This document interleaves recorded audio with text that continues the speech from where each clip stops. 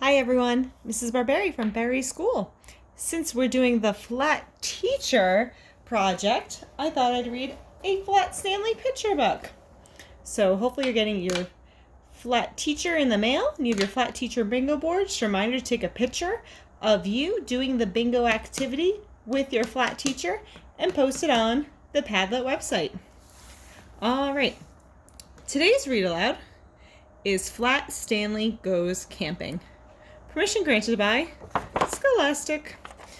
Now, we usually read the Flat Stanley chapter books, and those are great. But I thought a picture book would be fun for today.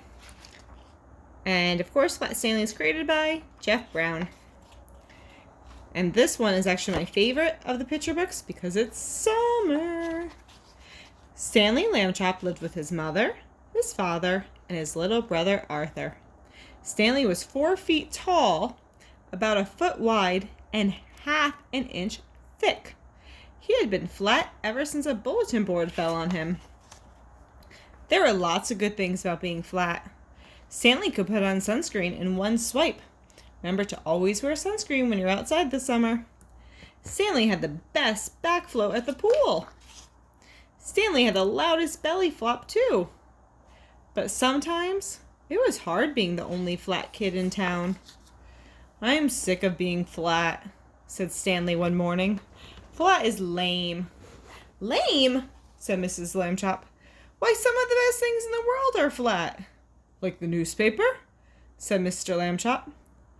"And fried eggs, and pancakes, and bacon," said Arthur.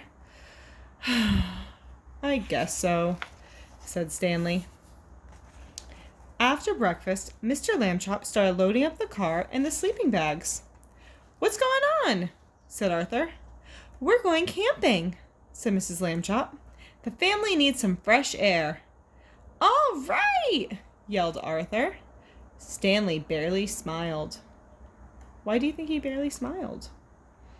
And fresh air is so important. I hope you're getting lots of fresh air with your family. After a short drive, the Lambchops arrived at the Roaring River campground. Stanley was helpful, as usual. He helped carry the firewood. See, he's being used to carry the firewood. Stanley blocked the wind so his mother can start a fire. But Stanley just wasn't himself. He wouldn't even eat any s'mores.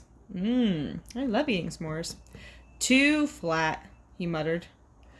"Why don't you two go exploring?" suggested Mr. Lambchop. Let me try it again. "Why don't you two go exploring?" suggested Mr. Lambchop. "Good idea," said Mrs. Lambchop. "Just don't get lost, or fall off a cliff, or touch any poison ivy. Have fun, dears." Stanley and Arthur set out. "Hey, animal tracks," said Arthur. "Let's follow them." The boys followed the tracks along the river, through some trees, and up a steep hill with a cliff on one side.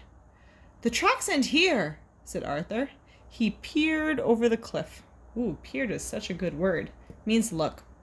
"I wonder what kind of animal made them." What do you think? What do you predict? What kind of animal? Arthur?" said Stanley. Arthur turned around. "Skunk!" he whispered. "Let's get out of here!" But the boys were trapped. The skunk was on one side. The cliff was on the other. Then the skunk raised his tail. "What do we do?" Arthur wailed. "Mom said not to fall off a cliff," said Stanley. "She didn't say not to jump off." Suddenly, Stanley grabbed Arthur by both hands and jumped. He was his parachute. "Ah!" Arthur screamed. Then Arthur opened his eyes. He wasn't falling. He was sailing. Above him, Stanley's body made the perfect parachute. The boys landed with a gentle plop. "That was awesome," said Arthur. "Thanks," said Stanley. "Now where are we?" Arthur and Stanley looked around. All they saw were trees. "We're lost," said Arthur, "and it's getting dark." Then Stanley spotted something. "There's the river," he said. "Our campground is on the river." The boys ran to the water's edge.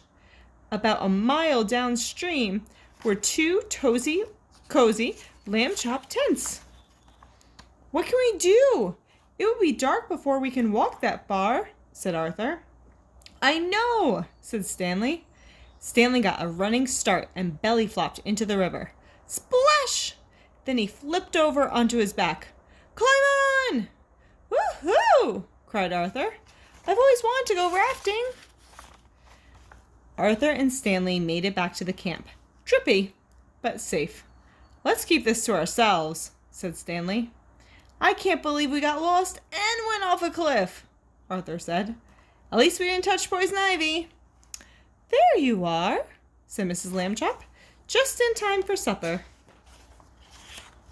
That night, Arthur whispered to Stanley from his sleeping bag, You know, if you weren't flat, you couldn't have saved us today. Stanley smiled. Maybe being flat isn't so lame, he said. And the next day, Stanley found out another good thing about being flat. He could put on poison ivy cream in one swipe. The end. I guess I did touch the poison ivy. All right, boys and girls, I hope you enjoyed that read aloud. Read, read, read, and be kind.